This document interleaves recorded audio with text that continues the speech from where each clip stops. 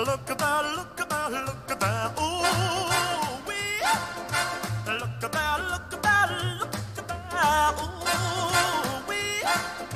Oh, ah, oh, ah, oh, wee. Petite balade forestière organisée par Philippe Collignon parce que toute la semaine, effectivement, c'est la fête de la nature. C'est l'occasion de redécouvrir non seulement les bienfaits, mais la richesse de cette nature juste autour de nous, hein, et ce jusqu'à dimanche soir. Oui, c'est un événement international parce qu'il y a en Europe, il y a aussi au Canada. C'est proche de la journée de la biodiversité. On a presque 10 ans d'existence et c'est vraiment 5200 manifestations réparties sur l'ensemble du territoire. Alors, pas que de la botanique, hein. Il y a des ateliers culinaires, il y a découverte du bord de mer, etc. Et cette année, il y a un thème, c'est voir l'invisible, c'est-à-dire lisière de forêt, arbres morts, petits jardins urbains enclavés, flaques d'eau. Vous allez voir que si vous vous approchez, eh bien, vous allez voir que la vie est grouillante et qu'il y a plein de vie partout, même lorsqu'on se balade comme ça, voilà, tout simplement en famille. Alors, on est accompagné par des professionnels. Ce sont des manifestations 100% gratuites, ce qui nous permet de lâcher un peu l'ordinateur et les téléphones portables pour aller en famille, ensemble, en forêt. Alors, ce matin, je vous ai découvert effectivement une petite balade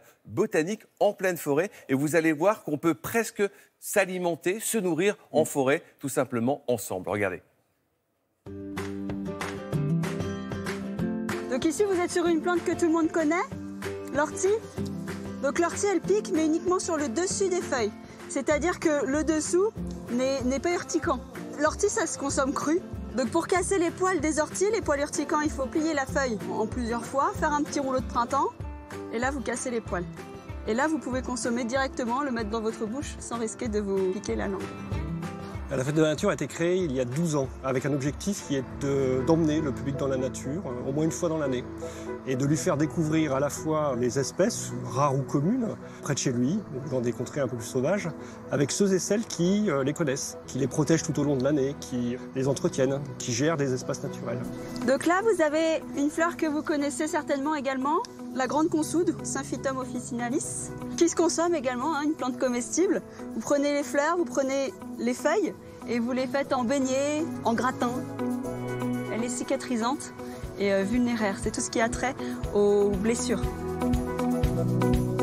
Cette année, on a décidé de vous montrer les plantes sauvages et notamment lesquelles sont utiles et comestibles.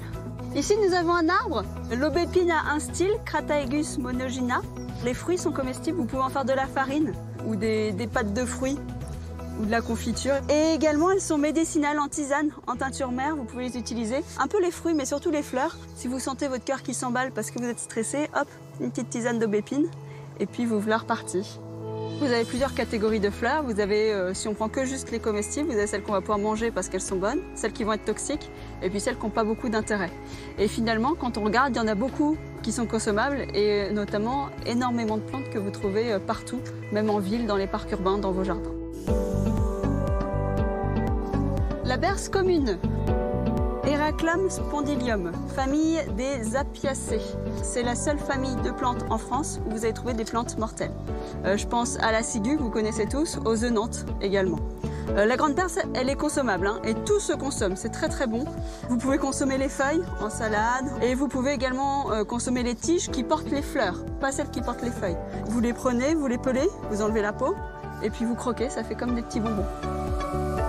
La Fête de la Nature, ça dure 5 jours et sur 1500 lieux, on va pouvoir découvrir la nature sous plusieurs formes, des ateliers, des balades, des randonnées. Et toutes ces animations vont accueillir et vont permettre à environ 800 000 participants d'être au contact de la nature. Un des grands principes de la Fête de la Nature, c'est que ce soit accessible au plus grand nombre. Et pour cela, bien évidemment, toutes les activités sont gratuites. Bon, il faut souligner que c'est gratuit, sauf si vous rencontrez un chasseur, là, ça peut vous coûter 1 ou 2 balles. Il y a un site, hein, parce qu'il y a énormément de manifestations. Oui, fêtedelanature.com. Là, vous avez tout le calendrier des manifestations dans votre région, dans votre département, dans votre localité. Vous savez tout ce qui se passe. Et on peut même soi-même proposer, si vous êtes particulier, proposer d'ouvrir son propre jardin, par exemple. C'est le cas à Paris, par exemple, ou dans les villes. C'est le cas à Paris, c'est le cas aussi en pleine campagne. Voilà, des jardins privés, des gens qui sont passionnés de nature, vous ouvrent leur jardin, vous initiez initie à la botanique ou alors, par exemple, à la biodiversité, nichoir à oiseaux, petites pierres pour les limaces ou les reptiles. Donc tout ça, on vous initie à la nature et comment ça marche. Parce que c'est vrai que l'urbain, c'est complètement aujourd'hui déraciné de la nature. Ça nous permet de bien se enraciner et puis de profiter de l'air et surtout d'être ensemble. Oui. Vous avez vu que dans le groupe, il y a des jeunes et des moins jeunes. Et c'est ça, la solidarité, c'est d'être ensemble et de partager et de se transmettre des choses. Oui, vous pouvez aller chez vos voisins sous prétexte de la fête des voisins ce soir pour dire non, c'est juste pour jeter un œil dans ton jardin. Par exemple, on peut voilà. remercier les bénévoles parce que ceux qui font ça, quand même. Il y a des milliers de bénévoles. Ouais. Voilà, pendant 5 jours, ils vous guident, ils vous initient à tout ça. Merci à eux parce que vraiment, ils nous ouvrent la porte d'un autre monde, l'invisible, fête de la nature. Merci beaucoup, Philippe, et pour votre enthousiasme aussi.